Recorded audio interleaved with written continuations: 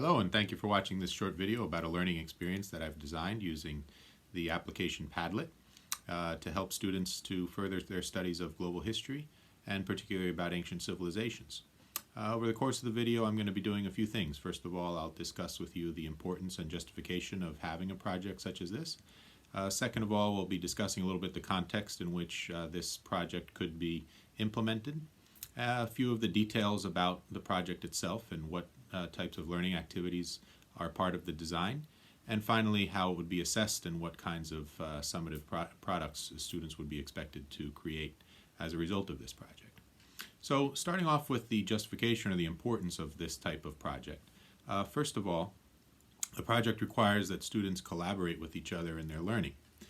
Not only will students be working in groups, but they're also going to be using their work or the work of other groups in the class to create their final assessment video. This makes students interdependent, and it creates a collaborative environment in which they're learning through technology. The project also highlights to students how they can use all of the resources that they have at their disposal. In this case, it incorporates interactive applications and places where they can research necessary information on the internet. Finally, the project also takes into consideration the standards that are set forth by New York State, of course, such as the K-12 Social Studies Framework and the Next Generation ELA standards, which are all taken into consideration as parts of the learning objectives in this project. As far as the context in which I would implement this learning experience, there are a few characteristics that I had to consider for this project. These are important considerations that you want to take into account because it will tell you whether or not these can be replicated in other places, in other buildings, perhaps even in other grades. And it will inform your decisions as a teacher as to whether or not this is viable for you. Some of the characteristics that I took under consideration in my own classrooms were that they were 9th grade global history classes and that they are heterogeneously grouped. This means that there's a wide variety of abilities, there's a lot of different types of life experiences, a lot of cultural backgrounds within this class. These are going to become important when creating and adjusting the groups that are part of the project. My class sizes are approximately 20 students, which is an optimal size, especially when we are considering the number and the size of the design groups in the project. And all of those students have access to iPads, which is going to be their main tool in navigating the learning activities that the unit has designed in.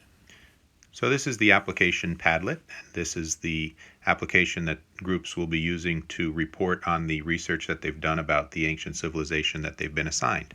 So once they've researched as a group and determined the important information that they want to include, they can create pins such as the ones that you can see here. And those pins include important key information, they include images, and they include hyperlinks that can take other groups to sources of the information that the group has used as part of their research.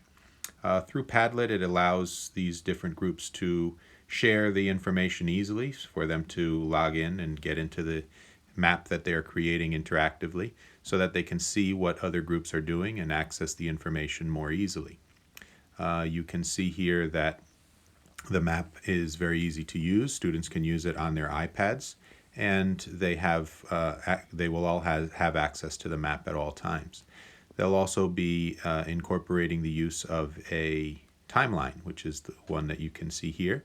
And on that timeline, they will be placing important events that they've discovered or important discoveries that the civilization that they were assigned made to create an interactive timeline as well.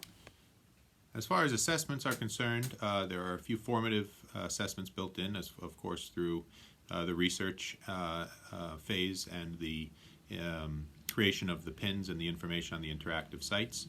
But also as a formative formative assessment, the teacher can create a scavenger hunt, in which groups would have to search through the pins of other groups and that had researched other civilizations so that they can find keywords and key definitions, dates, discoveries, etc.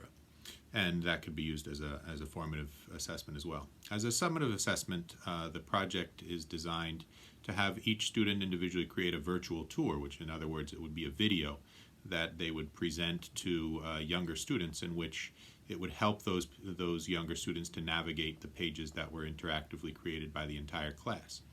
Through this video, they would have many criteria that they would have to meet, which are on this rubric. The rubric shows that there are certain criteria that students have to achieve in the virtual tour that they create. They're going to have to highlight geographic, religious, and technological characteristics of the civilizations that they find there on the map and on the timeline. And perhaps even more importantly, as you can see at the end of the rubric, at least as far as the learning standards are concerned, each student will find commonality and distinction between all of the civilizations that they're touring in the map and the timeline. So they'll have to compare and contrast a little bit to show that they understand the complexities and the commonality that exists between civilizations in ancient times.